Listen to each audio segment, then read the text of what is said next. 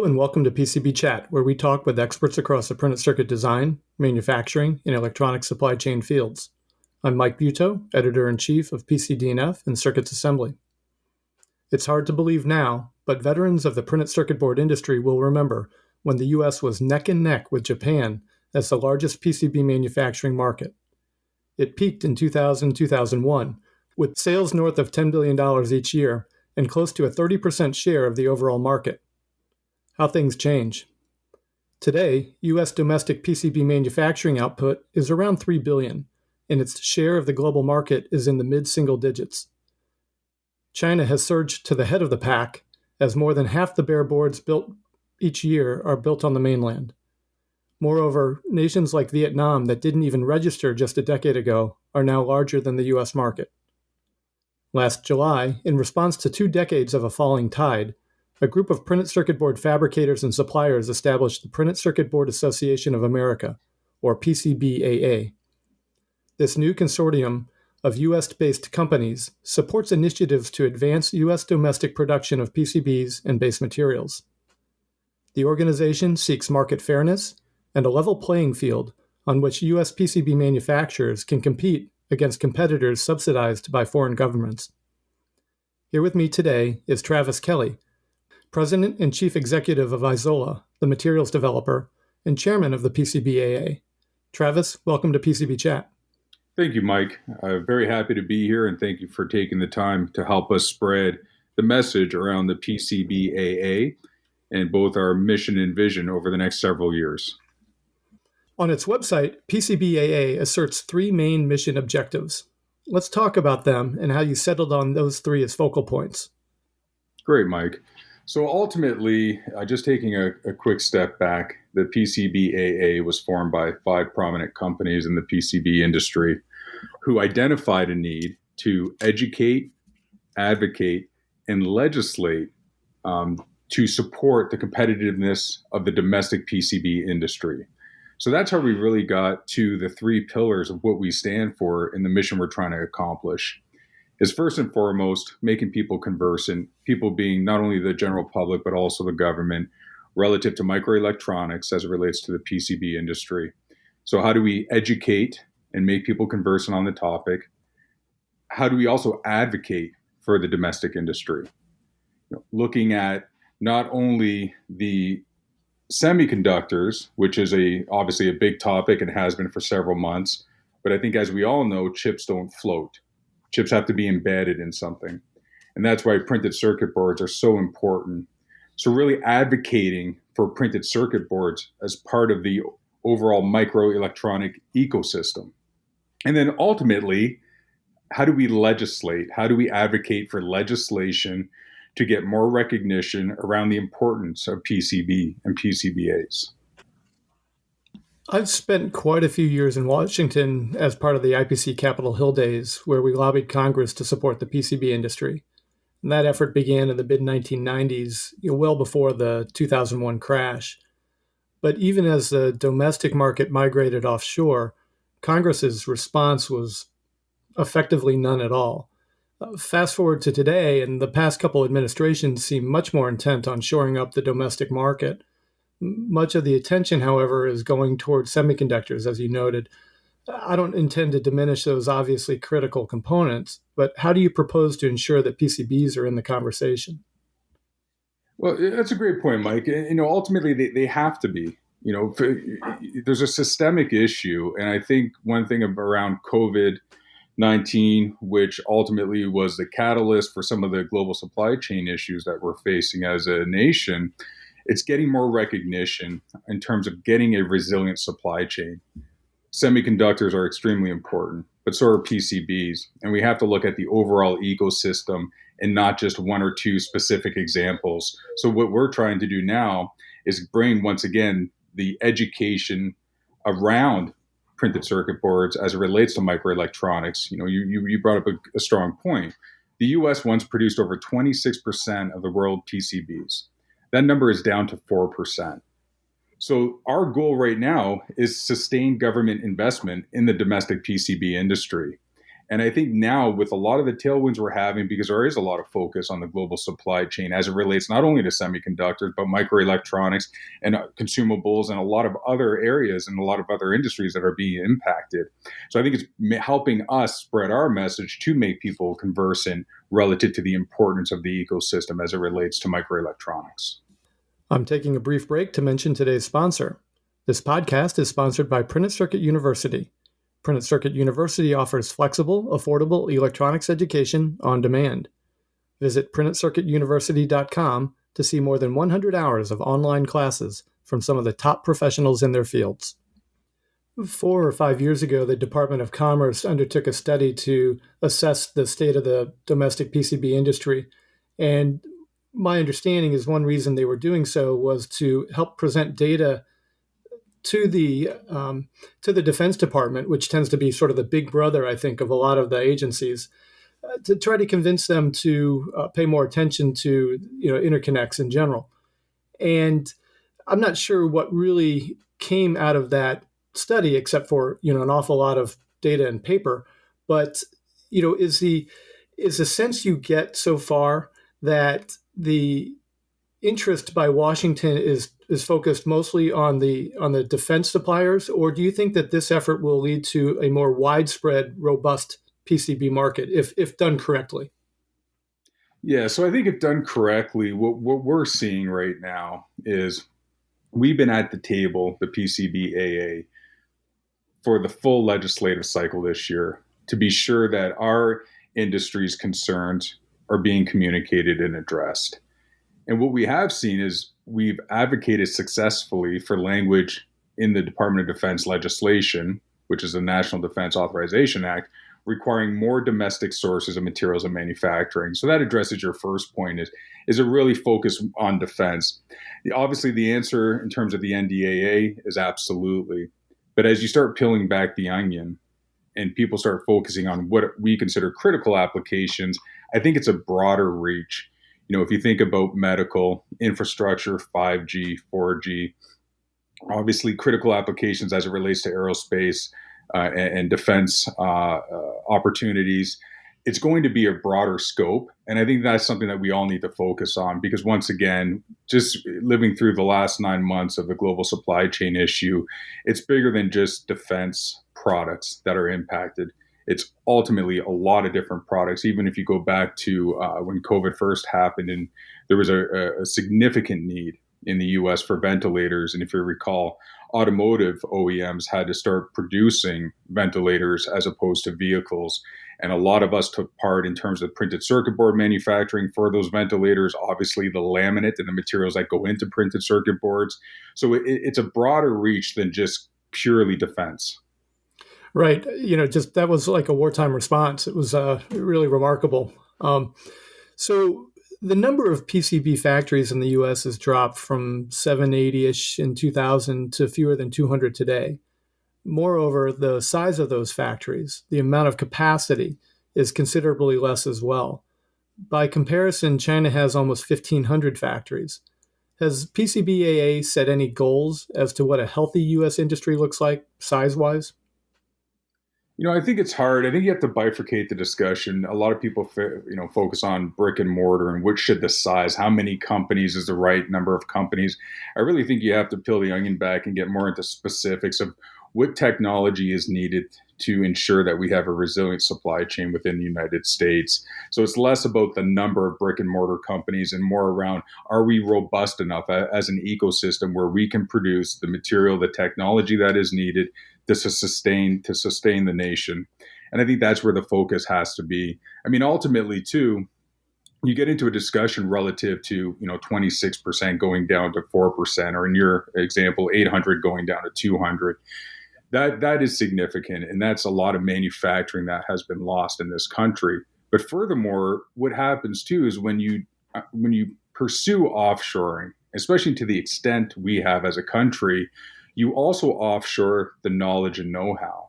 So what we're advocating for is how do we work with universities, with institutions to bring that know-how back? So it's not just offshoring manufacturing jobs that we've done since the early 2000s. It's also offshoring the know-how, and we see significant weakness there. And we need the government support to really focus on STEM, partner with universities, and bring back some of that technical know-how that we've lost over the last several decades.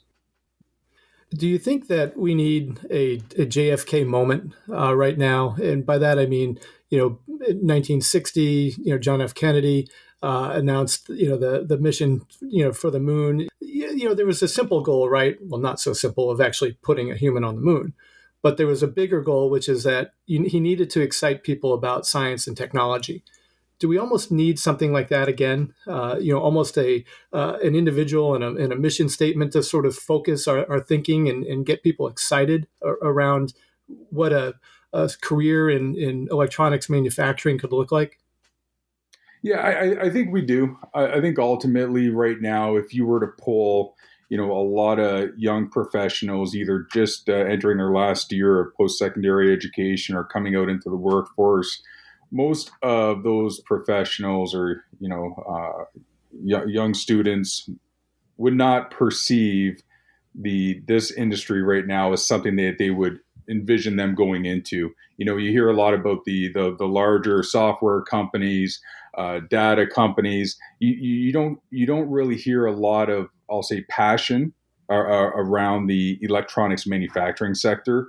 And I think we do need to really understand, how do we get in front of a lot of these talented students and talented young professionals to create that momentum. And I think the onus is not only on the government, but also, once again, the private industry, the companies, to really build up on that momentum. Because what we do as an industry, as a microelectronics industry, and primarily around PCBs and obviously the material that goes into it, is exciting, right? We're constantly innovating. There's more to it than just what people say is a green board. As you know, there's a lot of complexities, a lot of challenges, and it's actually a very rewarding industry. We have to do a good job communicating and educating the public on what it takes to actually be successful in this industry. And I think that will create the momentum that we need. Yeah, I mean, think about 20 years ago. We used to think that 5 gigabits per second was sort of like the max that we could get on a copper line through through FR4. And fast forward one generation, and we're 10 times that. I mean, it's these things just sort of are only known to the folks in the trenches, right? Just how much development and how much improvement there's been, how much progress over the last 20 years, so that, all these devices that we walk around with, are unbelievably capable relative to just a generation ago. Yeah, absolutely. It's fascinating. And I think, we have a lot of organizations within this industry that are promoting that that concept, that paradigm. We view IPC, US PAE as complementary organizations to what our goals are. And I think as long as we continue to push this message, to make people conversant, to make the government conversant on the fact that it's a much larger ecosystem than just semiconductors, I think we can all be very successful. And I think success, how do we view success? Success is really having people understand the importance of the overall ecosystem of microelectronics, and how just fixing one problem, although it's significant with semiconductors, you still have other significant issues that are going to hamper the success of the US if we don't focus on a broader set of microelectronics, including PCBs. In 2004, a group of primarily Chicago area PCB fabricators formed the US Printed Circuit Association. That group, which was primarily formed to perform state and federal lobbying, garnered about 70 corporate members, but it survived only a couple years. What's different this time? I think ultimately, I can't speak too much to what happened with that organization, but ultimately, there's a lot of heavy lifting that has to be done for the domestic microelectronics industry. And when we think about the recent successes that we've had in such a short period of time, we have 10 plus members now of the PCBAA. Doesn't sound like a large group when you actually count them as wholly owned facilities or companies. However, when you think about the number of employees that we all represent, it's significant. And I think with the quick wins we've had and significant wins we've had, even in such a short period of time since this organization came to fruition, we'll continue to have more momentum. We'll continue to broaden our membership base. And it's not as simple as just, hey, let's get some language into a legislative bill that can help the overall industry. We've talked about what has to happen in the educational system, what has to happen at the government level, what has to happen at the private level, even what has to happen with the infrastructure of this overall industry as it relates to PCBs. So this is a heavy lift for many years to come. And I think as we continue to develop our organization and we continue to grow our membership base, there's always going to be activity. Activity can be defined as advocating for legislation. It can be defined as educating. It can be defined as actually creating different educational, I'll say, work streams that help the overall industry. So I don't see this as a short-term organization. This is going to go well into the future because there's always topics that have to be addressed, and it's not just addressing them from a high level, I'll say, standpoint. It's looking at the systemic issues and trying to correct those so we actually do have a resilient supply chain. And once again, as opposed to just focusing on one or two items. And once again, semiconductors is the main topic, but until we start addressing the real root cause of some of these issues, it's never going to correct itself. Because once again, chips don't float and they have to be embedded on something. So people have to take a broader look and really understand the macros before you can start identifying root cause identification and solutions. You've enlisted some of the biggest names in the US PCB industry as members: Isola, TTM Technologies, Summit Interconnect. These are among the founding members. What is the cost relative to, say, membership in IPC?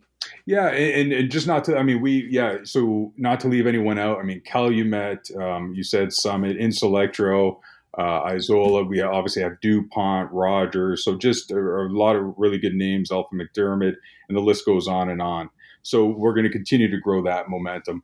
Ultimately, in terms of the structure of the membership, we do not want to exclude companies that want to take an advocate role in this organization. So what we've done is we've set up different tiers.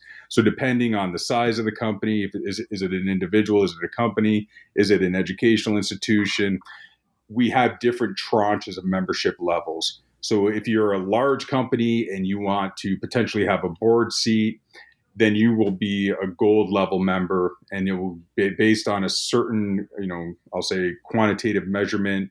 You'll be able to go in and sit on the board and have a voice at the table. If you want to fly the flag and show that you're a member of the PCBAA, but you want to do so at a lower level, we have those different tiers set up. So I think ultimately we're trying to cover the gambit as it relates to membership. And it's more just having momentum and good companies that want to be part of something bigger than just their sole company. What does it take to convince smaller fabricators, particularly ones who have felt left behind by Congress, that the investment in membership now will make a difference for them? I think what we've been able to prove with our early successes as a young organization is creating a level of comfort for potential members. And I think as we continue to get our message out of what has been accomplished and what we see that needs to be accomplished in the future, I think regardless of size, I think a lot of different fabricators, PCB, PCBA, will want to take part in it. And they have the opportunity to look once again at the different membership levels and say, you know what, this may make sense for me. I'm part of something bigger than just my organization, and I want to join it. And then you may have some other fabricators that want to have a real voice at the table and help set the direction of the PCBAA, and a different tier may be right for them. So hopefully, the way we've thought about it is hopefully going to help generate more members as we continue to get this message out. Now, we've talked a lot about bareboard fabricators, but where does the assembly industry fit into all this? Yeah, so I tried to mention it's not just PCB, but PCBA. Obviously that's a core. No different than the semiconductor discussion. It's a large ecosystem, so we are being inclusive of everyone. That's why if you look at our membership base, it's very interesting. We have yarn suppliers that go into materials. Obviously, Isola is a material supplier. We have copper suppliers. We have chemical suppliers. So we're covering the gambit as it relates to different, I'll say, constituents within the PCB and PCBA industry, which is very helpful. So it's very inclusive, and it's not just strictly PCB and it's not just strictly PCBA. It's people and companies that have direct input into the overall microelectronics industry. Finally, what does a unified consensus strategy for the U.S. industry look like? Or is that too early to really describe that? Yeah, I think that's pretty abstract. I mean, what we want to see is it's a global economy, and that's not lost on anyone. So ultimately, it's not going to be 100% onshoring in the United States. That doesn't make sense, and we all recognize that. What we're trying to do is ensure that we have a resilient supply chain within the domestic industry. And what are those critical applications that need to be addressed? And how can we ensure that we're shoring up the supply chain to make sure that if there is, heaven forbid, another pandemic down the road, or even this current one with different variants, that we don't find ourselves scrambling to make ventilators for the population. That's what we need to do, and that's what success looks like. Ultimately, we do live in a global economy, and that's not going to change. But we can still, at the same time, it's not a mutually exclusive conversation. You can still work and participate in a global economy, as well as creating a very robust supply chain domestically. Travis, before we wrap, is there anything else that you want to leave our listeners with? So Mike, I've enjoyed the time. I really feel passionate about this organization. I think people that do understand the microelectronics industry see a lot of the different gaps and issues that need to be corrected. So I think now is a really good time to have an organization like this out in front, leading the charge as it relates to, once again, the three pillars of what we stand for, which is the education, advocacy, and legislation. I think this is a really good time for the PCBAA to get its word out, to get its message out, continue to grow our membership base, and we appreciate you taking time to help us spread that message. My pleasure. Our guest today has been Travis Kelly, President and Chief Executive of Isola and the Chairman of the Printed Circuit Board Association of America. For PCB Chat, this is Mike Buetow. Have a nice day.